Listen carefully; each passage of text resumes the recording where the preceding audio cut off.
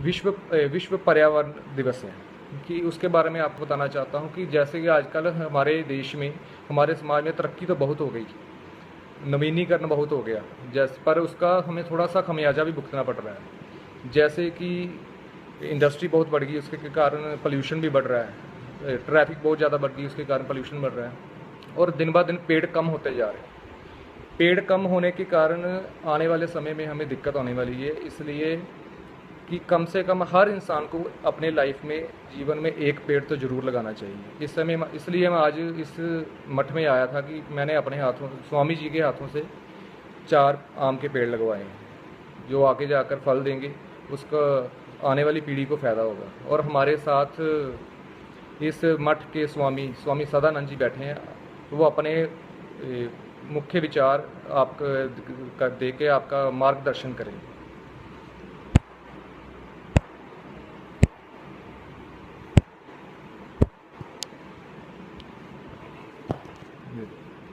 पर्यावरण कई प्रकार का होता है, जैसे मन का पर्यावरण, दिमाग का पर्यावरण, विचारों का पर्यावरण। ये पर्यावरण दूषित हो जाएं तो समाज में रहना, इस पृथ्वी पर रहना बहुत ही मुश्किल हो जाता है। इसी विचार को लेकर के ऋषि दयानंद ने इस भारत भूमि के पर्यावरण दूषित हो रहा है, धार्मिक पर्यावरण दूषित हो रहा है, पृथ्वी का पर्यावरण दूषित हो रहा है, पानी का पर्यावरण दूषित हो रहा है, हर प्रकार के पर्यावरण दूषित हो रहे थे। तब 1875 में बम्बई के अंदर आर्य समाज की ऋषि ने स्थापना की और प्रत्येक आर्य को ये निर्देश दिया, यदि आप अपने देश, धर्म, जाति और मनुष्य मात्र का कल्याण करना चाहते हो तो पर्यावरण को दूषित ना होने दें। और पर्यावरण को शुद्ध करने का एकमात्र उपाय है, वो है यज्ञ। यज्ञ के द्वारा नाना प्रकार की जड़ी बूटियाँ उसके अंदर डाल करके, और वो पर्यावरण को शुद्ध करने का एकमात्र सबसे बड़ा यदि कोई तरीका है तो वो हवन है। हवन कोई धर्म नहीं है, हवन प्रत्येक आदमी का कर्म है, क्योंकि आदमी जो है वो नाना प्रकार से दुर्गंध फैलाता है, और परमात्मा ये कहता है कि मैं ये संसार के अंदर सुगंध फैलाता हूँ, तुम मेरे अमृत पुत्र हो, और सचमुच मेरे अमृत पुत्र बनना चाहते हो और मेरे पात्र बनना चाहते हो, मेरे शिष्य बनना चाहते हो, मेरे आज्ञाकारी अमृत पुत्र बनना चाहते हो। जिस प्रकार मैं पर्यावरण को शुद्ध रखता हूँ, इस प्रकार तुम भी यज्ञ अथवा वृक्ष लगा करके पर्यावरण को शुद्ध रखो।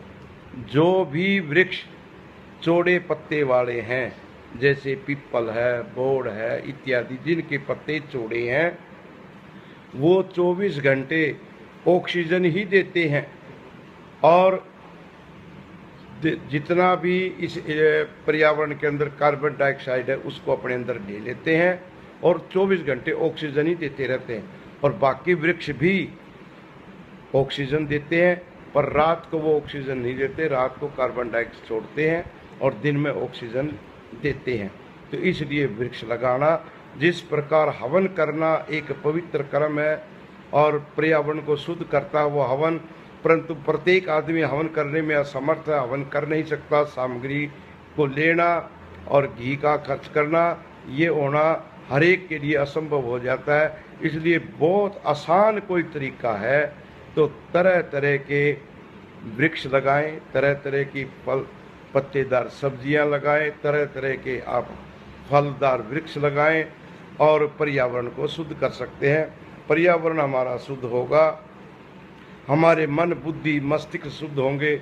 मन बुद्धि यदि हमारी शुद्ध होंगी तो हमारे विचार शुद्ध होंगे, हमारे विचार शुद्ध होंगे तो हमारे देश की तरक्की होगी। हम अच्छा सोचेंगे, किसी का बुरा नहीं सोचेंगे। तो पर्यावरण को शुद्ध रखना सबसे बड़ा धर्म है। तो आओ हम जिस प्रकार आज हमारे सोनम बब्बर ने ये वृक्ष लगा करके एक पर्यावरण को शुद्ध करने का संकल्प लिया है कि सब लोग इस प्रकार वृक्ष लगाएं तो हमारा पर्यावरण शुद्ध हो सकता है। तो इस प्रकार के हम सब ये संकल्प लें कि आज विश्व का दिन है पर्यावरण शुद्धि का, तो हम पर्यावरण शुद्ध करें आसान तरीका वृक्ष लगा करके शुद्ध हो सकता है। और तो ये वृक्षों से को लगाएंगे तो हमारा पर्यावरण शुद्ध होगा, पर्यावरण शुद्ध होगा तो हमारी सब मनोकामनाएं प्रभु अपने आप पूरी करेगा। मैं इतना ही कह के अपने विषय को वो यहीं पर ही अपना वक्तव्य को समाप्त करता हूँ। अभी स्वामी जी ने अपने अच्छे विचारों के साथ हमारा मार्गदर्शन किया और मैं यही चाहता हूँ कि सभी इसको फॉलो करें, कम से कम अपने जीवन में एक पेड़ तो जरूर लगाएं। और स्वामी जी ने बता ही दिया कि पेड़ का कितना महत्व है। इस महत्व को अपने जीवन में धारण करें और इसकी पालना करें। धन्यवाद।